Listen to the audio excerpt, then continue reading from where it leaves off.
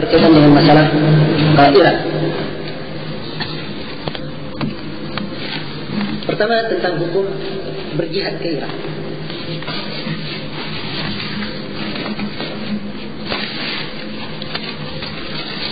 Ada beberapa fatwa dari para ulama tentang itu, seputar berjihad ke Irak dan memberikan bantuan kepada mereka. Ya. Di sini ada fatwa Mufti Saudi Arabia, Syekh Abdul Aziz Al-Syekh. Ini dikutip dari khutbah Jumat pada tanggal 25 Muharram 1424 Hijriah. Di khutbah kedua beliau berkata, "Ibadallah, wahai para hamba Allah, yatasaalu katsirun min syababina." Banyak dari generasi muda kita bertanya. Yatasaaluna, mereka bertanya, fayaqulun, mereka berkata, mata yakunul jihad muta'ayyinan 'alal fardil muslim. Kapan jihad itu menjadi fardu ain atas setiap muslim? Wa hal huna waqtun sara al-jihad fihi muta'ayyinan? Apakah ada waktu jihad itu telah menjadi wajib, menjadi muta'ayyinan, fardu ain? Ini pertanyaan yang masuk. Beliau jawab, kata beliau, naqulu, kami berkata, ya akhil muslim, wahai saudaraku muslim, al-jihadu bila syak khuluqun azim. Jihad tanpa diragukan itu adalah akhlak yang sangat agung. Wa fadluhu kabir, dan keutamanya sangat besar. Wala yashukku fi fadlihi muslim, dan tidak ada seorang muslim pun yang ragu akan keutamanya. Wa qad dalla al-kitab was sunnah ala fadlihi wa syaraf, dan sungguhnya Al-Quran was sunnah telah menunjukkan akan keutamaan dan kemuliaannya. Lakin ya akhil muslim, i'rab umuran muhimmah.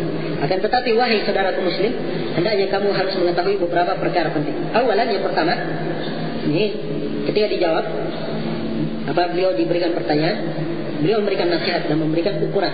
Ya. Dengan ukuran ini, ya, didudukkan, ya, dicocokkan dengan kondisi yang ada. Kata beliau, awalan, al-jihadu la yakunu jihadan haqqan illa idza qasada bihi al-mujahidu i'la'a kalimatillah. Kata beliau, sungguhnya jihad itu tidak menjadi jihad yang hak kecuali kalau si mujahidnya menginginkan dengannya, memaksudkan dengannya untuk meninggikan kalimat Allah Subhanahu wa taala. Kemudian beliau membaca hadis, man qatala li takuna kalimatullahi hiyal ulya fa huwa fi sabilillah. Siapa yang berperang supaya kalimat Allah yang paling tinggi, maka dia fi sabilillah. Syarat yang kedua, kata beliau, atau perkara yang kedua yang harus diketahui, istirda'ul abawain inda jihadit tatawwu. Harus ada keridhaan, maksudnya harus ada izin dari kedua orang tua pada saat jihad tatawwu, pada jihad sunnah. Nabi sallallahu alaihi wasallam qala, karena Nabi sallallahu alaihi wasallam bersabda, liman ista'danahu fil jihad, kepada orang yang minta izin kepada beliau dalam jihad, ahayyul walidat, apa kedua orang tuamu masih hidup? Qala na'am, katanya iya. Qala irji fa fihi mafajari, beliau, kembalilah kamu, hendaknya kamu berjihad pada keduanya. Amrun akhar, perkara yang ketiga yang perlu diketahui, ini penting. Kata beliau, tafakkar ayarayatin tuqatil tahtaha, kamu harus berfikir di bawah bendera apa kamu berperang di bawahnya. Wa ma'aman tuqatil, dan kamu berperang bersama siapa? Terus dipikir. Waligayati man tuqatil, dan kamu berperang itu untuk mencapai targetnya siapa? La budda min tadabbur hadhihi al-umur, harus memahami perkara-perkara ini, lita'lama, supaya kamu tahu annal hikmata la budda min istimaliha, bahwa hikmah itu butuh untuk dipakai. Harus ditahu semua itu supaya orang bisa menggunakan hikmah dalam hal ini. Gitu maksud Syekh. Kata beliau, falaisa al-hadaf an takhruja min biladik, ya, bukan maksud atau bukan sasaran kamu keluar dari negaramu, wa tasujja bi nafsika fi umurin anta la tuhsinu tadbiraha, dan kamu tasujja, memasukkan dirimu dalam perkara-perkara yang kamu tidak bisa mengaturnya, wa tudriku nataijaha, dan kamu tidak mengetahui apa hasilnya. Lakin taqa fi syarakin min al-bala la ya'lamuhu illa Allah, akan tetapi kamu masuk di dalam berbagai macam malapetaka, tidak ada yang mengetahuinya kecuali Allah. Ini nasihat ini. Kemudian beliau berwasiat, kata beliau, "Fawasiyati laka taqwallah." Maka wasiatku kepadamu supaya kamu bertakwa pada Allah. Wa an tastaqima 'alal huda, dan hendaknya kamu istiqamah di atas petunjuk. Wa tas'alallaha lil Islam wal muslimin al-'izz wat tamkin, dan engkau mohon kepada Allah, ya, supaya kaum muslimin, supaya Islam dan kaum muslimin diberikan kemuliaan dan tamkin, kekokohan atau kemapanan di muka bumi. Waliman arada bisu'in ad-dulla wal hawan, dan supaya Allah memberikan kejelekan kepada orang yang menghendaki, atau supaya Allah memberikan kehinaan dan kerendahan kepada orang yang menghendaki kejelekan kepada umat Islam. Amma anta tujja bi nafsika bi amrin la tuhsin amrah. Adapun kalau kamu memasukkan dirimu dalam perkara yang kamu tidak tidak pandai di dalam perkara itu, wala tadri an ghayatiha, dan kamu tidak tahu tujuannya apa, ya, wa ma'al man tuqatil, dan kamu tidak tahu bersama siapa kamu berperang, wa tansuru man, dan kamu tidak tahu siapa yang kamu tolong, ila akhir dari sampai akhir itu. Fatadabbar al-amr tadabburan sahihan, maka berpikirlah perkara ini dengan perhatikan perkara ini dengan perhatian yang benar, litakuna ala basiratin min umurika kulliha, supaya kamu berada di atas perkara semuanya. Selesai sampai sini nasihat beliau. Selanjutnya adalah bagian dari khutbah kedua. Ya. Yang kesimpulannya, ya, yang saya pahami dari nasihat beliau ini, ya, beliau khusus untuk di dalam zaman ini, ya, hendaknya seorang ketika masuk di dalam perkara itu melihat dengan baik-baik, ya, apa tujuan peperangan tersebut, bersama siapa dia berperang, ya, apa namanya hasil atau buah yang akan dicapai dari peperangan tersebut, ya. Nah, dan siapa yang dia tolong, itu butuh untuk diperhatikan semua. Dan ini isyarat sebagai beliau yang mungkin akan lebih nampak nanti di fatwa-fatwa para ulama yang lain.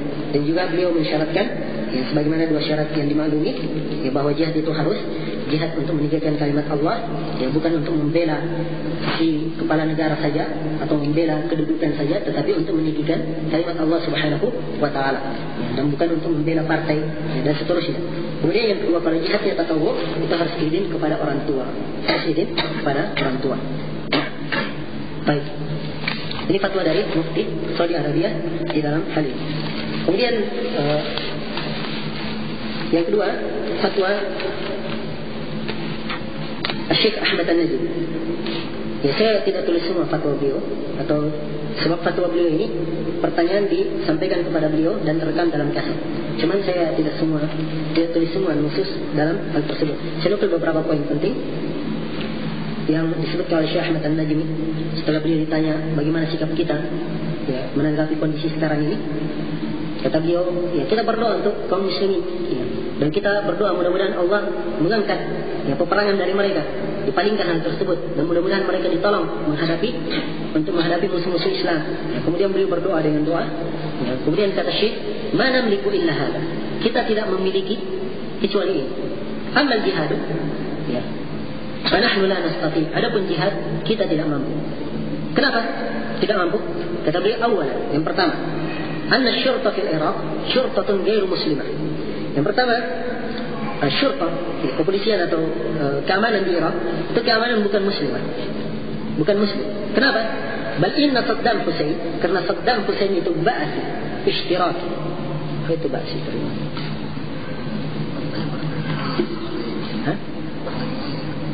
Partai Komunis ateis. Kalau ishtiraki sosialis, ya. Baik, la ba'asi ishtiraki, ya. Ma'rufun halu, dikenal keadaannya. Dan akan kita dengar nanti dari fatwa Syekh Ubaid Al-Jabiri, ya, bagaimana uraian partai Al-Ba'ath, keyakinannya bagaimana. Dan orang yang mengucapkan atau orang yang masuk ke dalam partai Al-Ba'ath ini, itu bukan dari umat Islam, sebab isinya dalam kekufuran dan ilhad, ya. Kata dia ma'rufun hal, diketahui keadaannya ini si Saddam ini, kata Syekh. Bainahu man ya'taqidu hadzal i'tiqad, siapa yang meyakini keyakinan ini, kata Syekh, bainahu ghairu muslim, dia bukan muslim, waliyadu billah, ya, bukan muslim, waliyadu billah.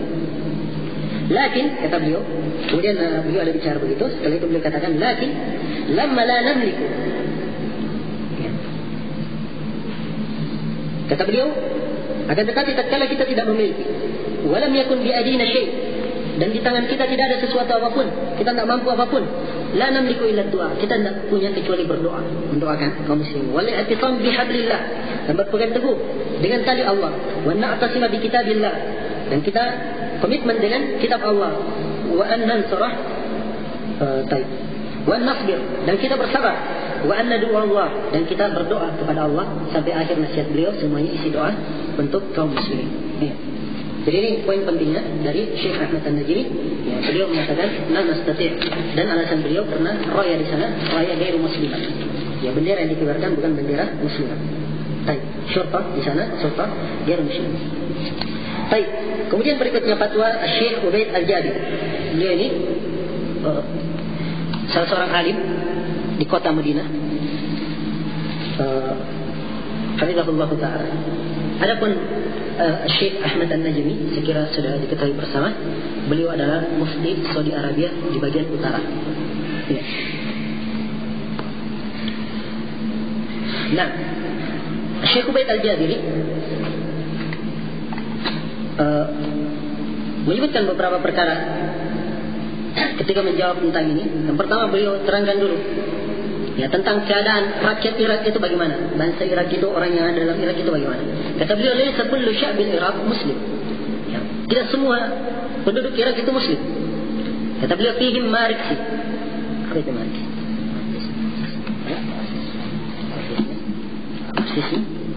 Paham Marxisme katanya. Wa fihim al-Ba'thi. Nah, ada al-Ba'thi yang disebut tadi ya, partainya Ba'thi. Siapa? Saddam Hussein. Ya, partai al-Ba'th yang kita akan terangkan nanti, akan diterangkan oleh Syekh di bawah. Al-ilhadi, yang penuh dengan ilhad. Bayangkan. Wa fihim ittijahat mukhtalifah. Ya, dan di situ ada ittijahat mukhtalifah. Ya, arah-arah yang berbeda. Wa fihim muslimun wa fihim rafidah. Ada kaum muslimin, ada orang Syiah Rafidah, dan ada lagi yang lainnya. Ya. Itu yang pertama kata Syekh. Kemudian yang kedua, ya. Dan yang kedua ini, ya, beliau uraikan sebab di pertanyaan juga disinggung kenapa tidak berangkat begitu mereka yang ada di Saudi. Kata beliau, nahnu lana hukam wa ulatu amri yajibu alaina as-sama' wa ta'a lahum. Ya. Kami punya para pemimpin dan ulatu amr, kami wajib mendengar dan taat kepada mereka. Ya. Kemudian beliau berbicara tentang ini sampai beliau heran orang-orang yang mendemo pemerintah, sampai ada yang mendemo untuk memutuskan memboikot ya, produksi produk-produk Amerika. Ya. Kata beliau, ini milik dengan orang Syiah Rafidah. Kemudian beliau katakan di dalam Minhajus Sunnah jilid 1 halaman 38 kalau saya tidak salah, kata Syekh, itu takbir beliau. Di situ disebutkan bahwa orang-orang Syiah Rafidah tidak mau minum dari sumur yang digali oleh Yazid bin Muawiyah. Ya. Jadi diboikot sumurnya Yazid bin Muawiyah, tidak mau minum dia di situ karena anaknya Muawiyah menggali. Disebutkan itu dari ketololan orang-orang Rafidah oleh Syekhul Islam Ibnu Taimiyah rahimahullah. Nah, dan kata Syekh, betapa jeleknya orang yang menyerukan untuk memboikot itu pendahulunya adalah orang-orang Rafidah. Kemudian yang ketiga, kata Syekh, rayatul qital fil Iraq man yahmiluha. Ya, bendera peperangan di Irak siapa yang menyandangnya, siapa yang membawanya? Kata beliau, yahmiluha Saddam at-Taqrifi. Dibawa oleh Saddam at-Taqrifi, Saddam Hussein at-Taqrifi. Kata beliau, Saddam hada Rais Hizb al-Ba'ath bilad. Kata beliau, dan Saddam ini adalah pemimpin partai al-Ba'ath di negeri mereka. Apa hukum partai al-Ba'ath? Kata Syekh, wa Hizb al-Ba'ath, dan Hizb al-Ba'ath itu hada ilmani, dia ini adalah ilmani. Apa ilmani? Kapitalisme. Dia ini ilmani, kapitalisme. Wa kafir, dan kafir Hizb al-Ba'ath. Wa ilhadi, dan ilhad. Ya. Mabda'nya, pondasinya al-khalt, mencampur baur dan tidak membedakan, wa ada mutafriqah, tidak membedakan bainal muslimi sunni wal yahudi wal nasara wal syu'i. Dia tidak bedakan antara muslim yang di atas sunnah, tidak ada bedanya antara orang Yahudi, orang Nasara, orang komunis. Hum sawa, mereka sama menurut partai al-Ba'ath. Sampai ya, kata beliau, wahada syiarhum, walihada syiarhum, sama qala syairhum. Dan ini syiar mereka, simbol mereka, sebagaimana yang dilambangkan oleh penyair mereka. Ini bait syairnya orang-orang al-Ba'ath yang sering diucapkan dan kufur waliyadu billah. Nah, ya. Kita baca ini dan kita berlindung kepada Allah waliyadu billah dari bait syair. Apa katanya penyairnya orang-orang Al-Ba'ath ini? Katanya amantu bil ba'ath. Amantu bil ba'ath. Rabban la syarika lahu. Katanya saya beriman kepada partai Al-Ba'ath sebagai Rabb, tidak ada syarikat baginya. Wa bil urubati dinun ma lahu thani. Dan saya beriman kepada kesukuan sebagai agama yang tidak ada duanya. Ini agamanya orang-orang Al-Ba'ath. Ya. Kata beliau, dinukum al-qawmiyah wa syu'ubiyah. Agama mereka adalah kesukuan, ya, kerakyatan. Walaysa dinuhum Islam. Dan agama mereka bukan agama Islam.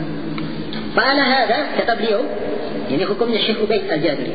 Fa'ala hadha, maka dibangun di atas ini, man qatala tahta rayatin al-hukumat al-Iraqiyah, siapa yang berperang di bawah bendera pemerintah Irak. Ingat ya, di bawah pemerintah Irak, lambang benderanya dia, ya, untuk membela pemerintah, membela negaranya, membela pemerintahannya.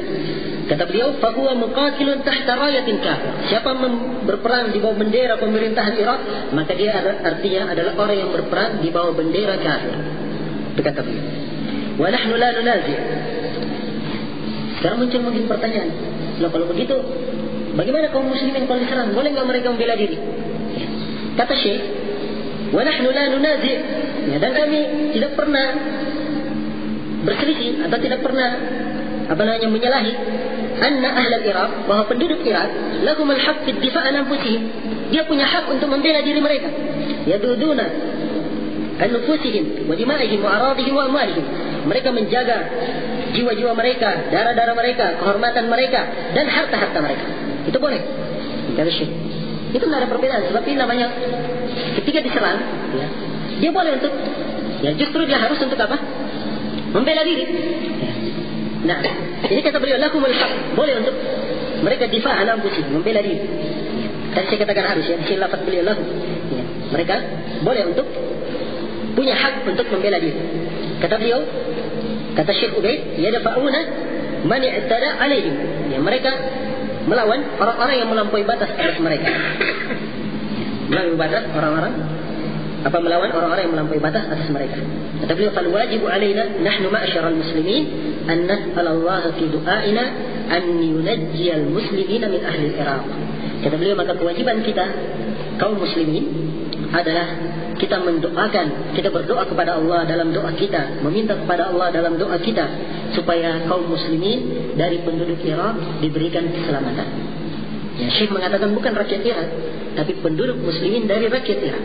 Ya, sebab rakyat Iraknya sebagaimana yang beliau terangkan tadi, ada macam-macam orang di situ. Tapi yang didoakan di sini adalah siapa? Kaum musliminnya. Ya. Nah, kemudian beliau juga berbicara tentang orang-orang yang mengingkari Saudi Arabia dan seterusnya, dan beliau menyebutkan pembicaraan di dalam hal tersebut. Jadi kesimpulan dari fatwa dari Syekh Ahmad Al-Najmi dan Syekh Ubaid Al-Jabiri, nah, adapun berangkat jihad ke sana dalam bentuk jihad, itu tidak ada. Sebab royanya bukan roya yang muslimah, bukan bendera muslimah. Adapun kaum muslimin di Irak membela diri, iya, mereka membela diri. Ya. Mereka punya hak untuk membela diri, membela kehormatan mereka, membela darah mereka, membela harta mereka dan seterusnya. Yang melawan orang-orang yang melampaui batas atas mereka. Ya. Dan kewajiban kita kaum muslimin mendoakan kaum muslimin di sana, ya, dan memberikan bantuan apa yang kita mampu untuk mereka, ya, bagi kaum muslimin di sana. Wallahu musta'an. Itu fatwa dari Syekh Ubaid Al-Jabiri. Baik, dan sini terakhir fatwa dari Syekh Abdullah bin Abdul Rahman Jibril.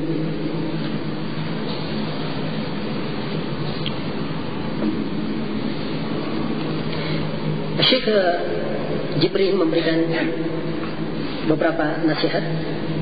Yang pertama, beliau katakan, setelah kita tidak baca nas pertanyaan, tapi pertanyaannya seputar itu juga, sama dengan sebelumnya.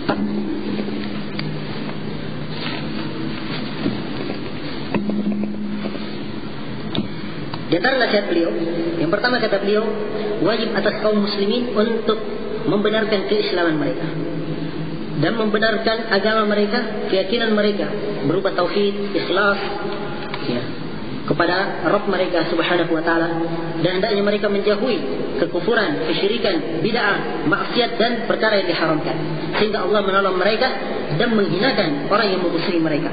Qala Allah Ta'ala, Allah berfirman, Inna Allah yudafi'u 'anil ladzina amanu, Inna Allah la yuhibbu kulla khawanin kafur. Sungguhnya Allah membela orang-orang yang beriman, sungguhnya Allah tidak mencintai, tidak mensukai orang-orang yang berkhianat lagi kufur. Kemudian nasihat yang kedua, kata beliau yang kedua, alaihim ayatlu bin nasr min Allah wa yansuru dinahu wa kitabahu wa sunnata nabiyyi. Hendaknya mereka minta pertolongan dari Allah dan menolong agama mereka, menolong agamanya, kitabnya dan sunnah Nabi, hatta yatahaqqaq lahum an-nasr alladhi wa'adahum bihi rabbuhum, sehingga terwujudlah pertolongan yang dijanjikan oleh Rabb mereka. In tansurullah yansurkum yuthabbit aqdamakum, seperti dalam firman-Nya, kalau kalian menolong Allah, Allah akan menolong kalian dan mengokohkan kaki kalian. Wa man nasr illa min indillah, di ayat lain, dan pertolongan itu datangnya dari Allah. Kemudian di ayat lain, wa antumul a'launa wallahu ma'akum, dan kalian yang paling tinggi dan Allah bersama kalian. Dan juga ayat yang lain, wa antumul a'launa in kuntum mu'minin, kalian yang paling tinggi kalau kalian beriman. Dan ayat yang lain, inna lanansuru rusulana walladzina amanu fil hayatid dunya wa yawma yaqumul ashhad. Sungguhnya kami akan menolong para rasul kami dan orang-orang yang beriman di kehidupan dunia dan pada hari kiamat kelak. Kemudian yang ketiga, kata beliau, al-ilm, hendaknya diketahui bi anna ad-dunuba, bahwa dosa adalah sebab kehinaan dan sebab musuh menguasai kaum mukminin, sebagaimana firman Allah, wa ma asabakum min musibah fabima kasabat aydikum, tidak ada yang menimpa kalian dari musibah kecuali itu adalah ulah tangan kalian. Qala ta'ala, Allah Ta'ala berfirman, awalamma asabatkum musibah qad asabatum mithlaiha qultum anna hadha qul huwa min 'indi anfusikum. Apabila ketika kalian ditimpa oleh musibah, ya, kalian berkata, dan kalian telah ditimpa dan kalian telah telah ditimpa 2 kali sebelumnya, kalian berkata, kenapa ini? Ya, katakanlah sungguhnya itu dari diri kalian. Kemudian beliau bawakan 2 hadis. Yang kemudian yang di poin keempat, dan di sini sebenarnya nasihat yang paling inti di poin yang keempat ini. Kata beliau, la syakka anna al-kuffar ba'duhum awliya'u ba'd. Tidak diragukan bahwa orang kafir itu sebagian dari mereka wali sebagian yang lain. Wa annakum yatakalabuna 'ala al-muslimin, dan mereka itu yatakalabun, yang melampaui batas terhadap kaum muslimin. Wa yahawiluna al-qada' 'ala al-islam, dan mereka berusaha supaya memutuskan, ya, mematahkan Islam alladhi dhahara ahluhu al-awwalun, yang penganut Islam yang terdahulu nampak, wastawlu 'ala aghlab biqa'il ard, dan mereka telah menguasai kebanyakan tempat-tempat di muka bumi. Fayajibu 'alal muslimina fi kulli al-bilad al-islamiyah, maka wajib atas seluruh kaum muslimin di setiap negeri Islam ayaqumu lillahi matna wa furada, hendaknya mereka berdiri untuk Allah berdua-dua atau sendiri, wa ayasuddu biqadri istita'atihim, dan hendaknya mereka menahan sesuai dengan kemampuan mereka haula'il kuffar, orang-orang kafir itu, wa man sanadahum minal munafiqin, dan siapa yang membantu mereka dari orang-orang munafik, hatta tanqati'a atma'uhum, supaya terputus ketamakan-ketamakan mereka, wa yarji'u ala adbarihim, dan mereka pulang di punggung-punggung mereka, maksudnya dalam keadaan kalah. Wala yajuzu lil muslimin ay yakuna ma'ahum alal muslimin, dan tidak boleh seorang muslim untuk menyertai mereka menyerang kaum muslimin. Wala yumkinuhum min al-ihtilal, ya, wa tamalluk li buq'atin min biladil Islam, dan tidak boleh pula, ya, bersama mereka untuk memberikan kedudukan, memberikan kemungkinan kepada mereka untuk menguasai atau untuk memiliki suatu potongan, ya, potongan bumi dari negeri Islam. Faqad nabahu al-khulafa ar-rasyidun an biladil Islam, karena para khulafa ar-rasyidun telah menjauhkan mereka, ya, telah mengeluarkan mereka dari negeri Islam. Walam yatruku lahum fiha maghza qintar, dan mereka tidak diberikan kepada mereka maghza qintar.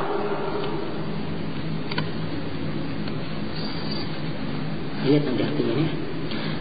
Faman makkanahum aw syajja'ahum, maka siapa yang memberikan tamkin kepada mereka atau memberikan tasydid, dorongan, atau a'anahum, atau memberikan bantuan ala harbil muslimin, untuk memerangi kaum muslimin, atau ihtilal biladil muslimin, atau untuk menguasai, merebut negeri muslimin, kal Iraq wa ghairiha, seperti Irak dan selainnya, maka a'ana ala hadim al-Islam, maka dia telah membantu untuk meruntuhkan Islam, wa taqrib al-kuffar, dan mendekatkan orang kafir. Wa man yatawallahum minkum fa innahu minhum, wallahu a'lam. Sallallahu alaihi wasallam ala nabiyina Muhammad. Dan kesimpulan dari fatwa beliau ini, Syekh Abdurrahman atau Abdullah bin Abdurrahman Jibril itu melihat bahwa negeri, sepanjang negeri Islam itu tidak boleh dibiarkan orang kafir untuk merebutnya. Ya, bahkan harus ditahan semampu mungkin, ya, supaya bisa menahan mereka jangan menguasai negeri kafir, negeri Islam yang telah menjadi negeri Islam. Beliau berdalilkan karena para khulafa ar-rasyidin telah mengeluarkan orang kafir dari negeri Islam. Ya, itu dalil beliau.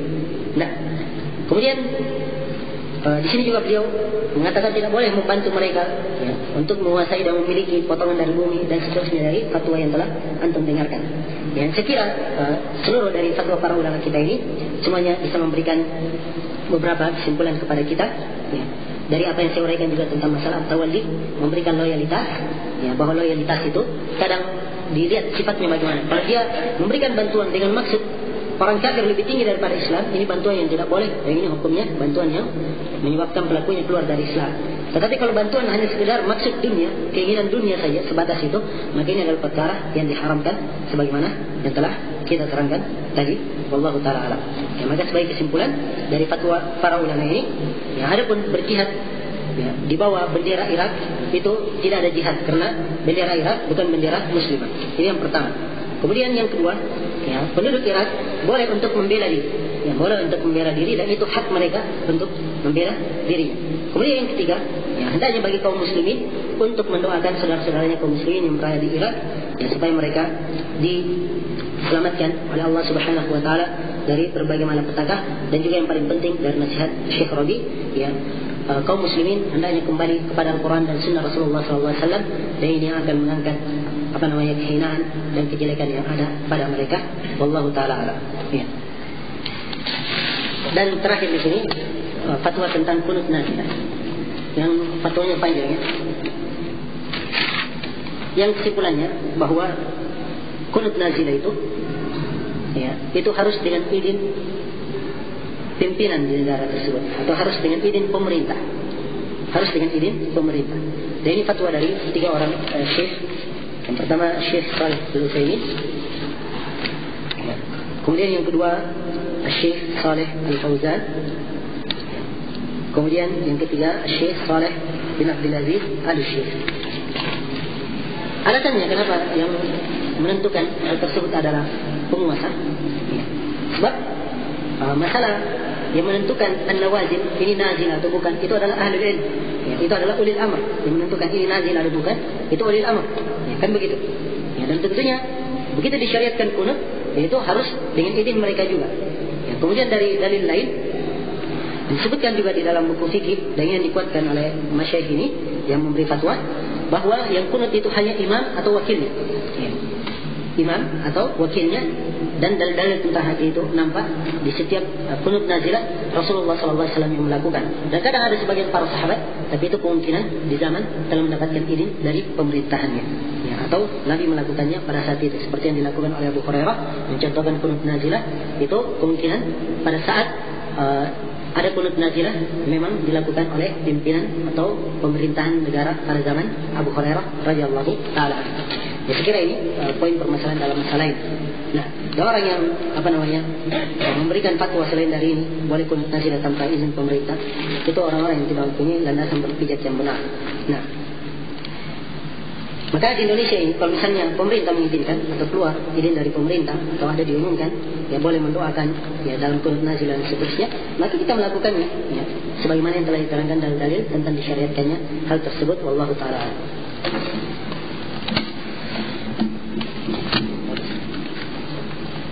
Sebelumnya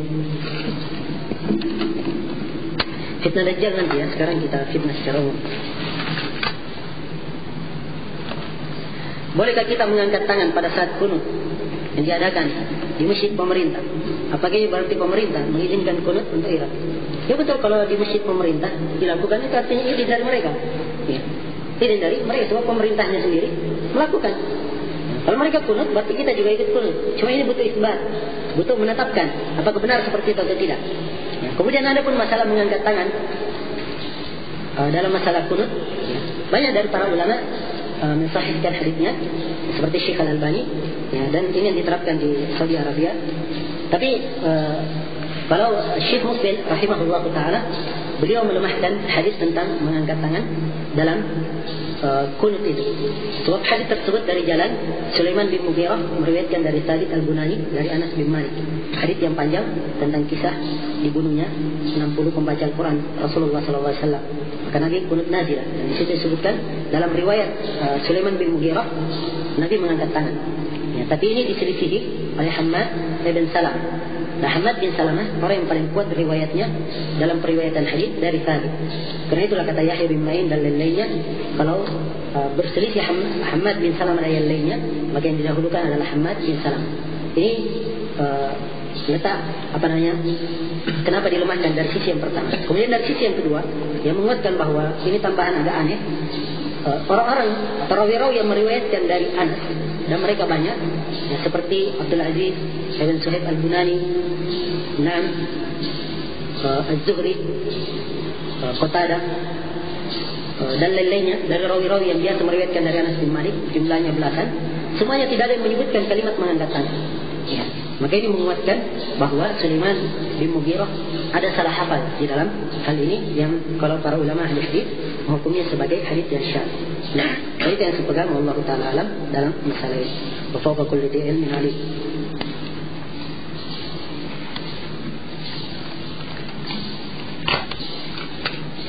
Saya pernah dikasih syubhat tentang masalah Irak. Dia berkata kalau kita menunggu fatwa ulama, maka Irak sudah hancur. Karena dunia kan lamanya fatwa ulama tersebut keluar. Jadi sekarang pertama tentang syubhat. Kalau syubhat itu tidak ada habisnya. Ya. Kalau mau melayani syubhat terus akan masuk ke lembah, tidak ada ujungnya. Ya. Karena itu saya nasihatkan kepada ikhwah, jangan menyibukkan diri dengan syubhat-syubhat. Itu malah petaka. Apalagi kalau seorang tidak mempunyai fondasi yang kuat.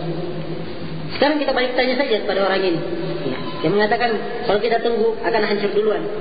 Yang pertama, apakah kamu mengetahui perkara yang gaib? Ya, sudah memastikan akan hancur duluan. Kemudian yang kedua, ya, kalau kamu sudah tahu akan hancur duluan, apa yang kamu lakukan sekarang untuk mencegah kehancurannya? Ya, tanya, kembalikan kepada dia. Ya, tanya, begitu sudah cukup, selesai. Dan tidak perlu melayaninya terlalu panjang.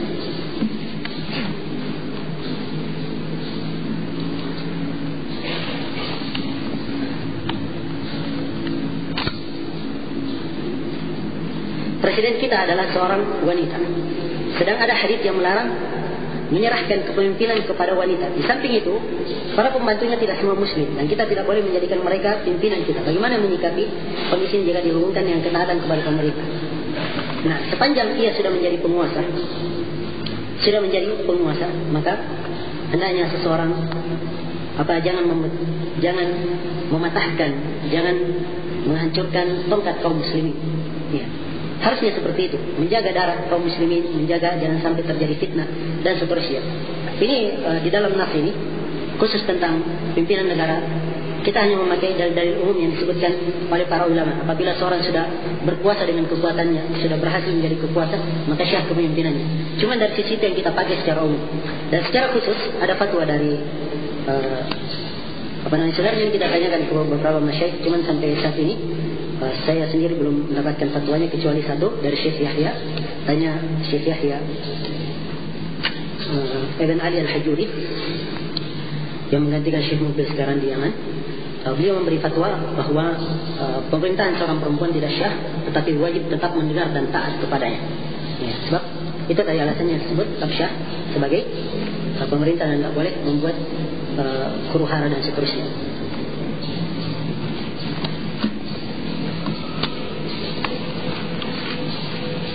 Tadi dikatakan ketika terjadi kemungkaran fitnah, yang diambil, sikap yang diambil salah satunya dengan bersabar. Bagaimana dengan hadis? Faman ra'a minkum munkaran dan seterusnya. Ketika terjadi kemungkaran, kita disyariatkan mencegah dengan tangan. Ya, kalau dengan lisan, kalau tidak dengan lisan, kalau tidak dengan hati. Dan ini selemah-lemah iman. Bagaimana kita sikap sabar ini? Ini pertama harus memahami fikih hadis tersebut. Man ra'a minkum munkaran, siapa yang melihat kemungkaran, dia melihat dengan ru'ya mata, lihat sendiri di depan matanya kemungkaran dia lakukan, dilakukan di depan matanya.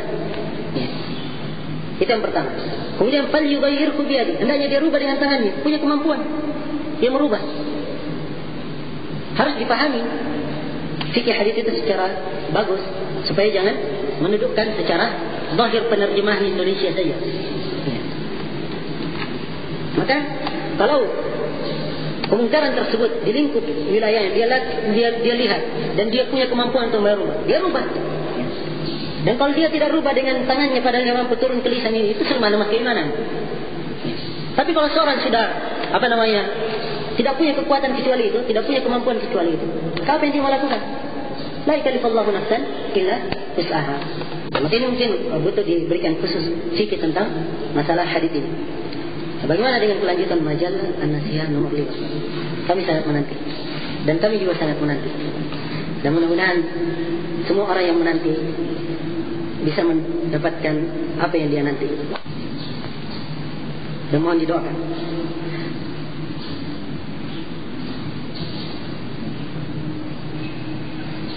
Bolehkah keluar jalan di malam hari bersama mahram dan kaum istri ke toko? Sepanjang dia bersama mahramnya, seorang istri keluar bersama mahramnya, tidak apa-apa dia keluar kalau aman dari fitnah. Kalau aman dari fitnah. Soalnya kalau di malam hari ada gangguan dan seterusnya, ya, maka harusnya dia jangan keluar. Dan utamanya itu dari sisi hukum boleh atau tidak. Tapi kalau anjuran kita anjurkan, utamanya kalau malam hari jangan keluar. Sebab biasanya di malam hari lebih banyak fitnah. Dan Allah Subhanahu wa taala berfirman, "Wa qarna fi buyutikunna," dan tinggallah kalian di rumah-rumah kalian. Dan juga Nabi sallallahu alaihi wasallam bersabda dalam hadis Abdullah bin Mas'ud riwayat Ahmad dan lainnya, "Al-mar'atu aurah, fa idza kharajat istashrafaha syaitan." Perempuan itu adalah aurat, kalau keluar dia akan dibuat sangat agung oleh syaitan. Bagaimana dengan bom bunuh diri di Irak?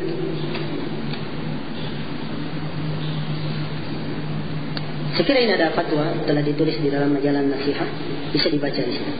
Fatwa-fatwa para ulama tentang hal tersebut. Insyaallah kalau ada kesempatan saya akan sebutkan di pertemuan yang akan datang.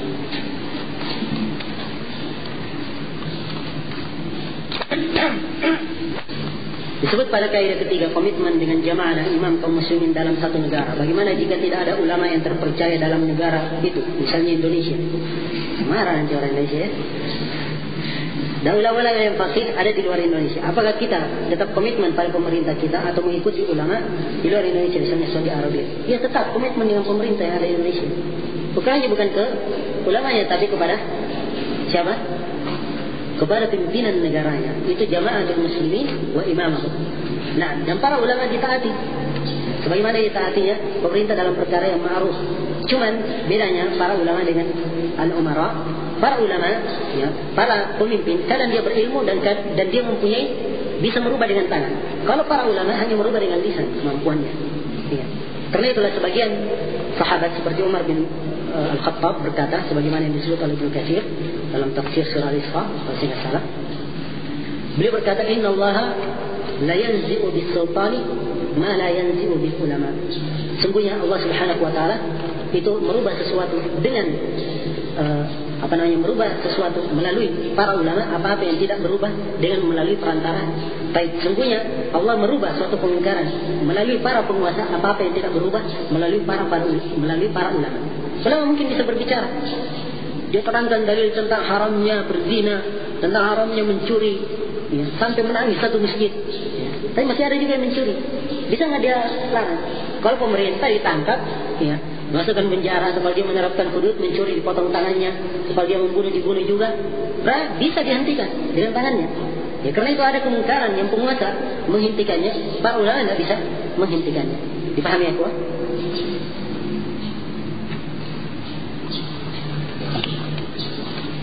Bagaimana sekiranya seorang ulama di suatu negara menyuruhkan untuk berjihad kepada Irak, sedangkan umaranya tidak menyetujui, mananya seorang kafir? Ya. Sebagaimana yang terjadi di Rusia. Bagaimana hukum suku Kurdia membantu pasukan koalisi AS menumbangkan rezim Saddam Hussein, bukan karena kecintaan pada agama pesan koalisi, tapi karena kebenarannya, kebenciannya kepada Saddam yang membolimi mereka selama ini. Ini juga Allah alam. Nanti kita lihat melalui satu para ulama.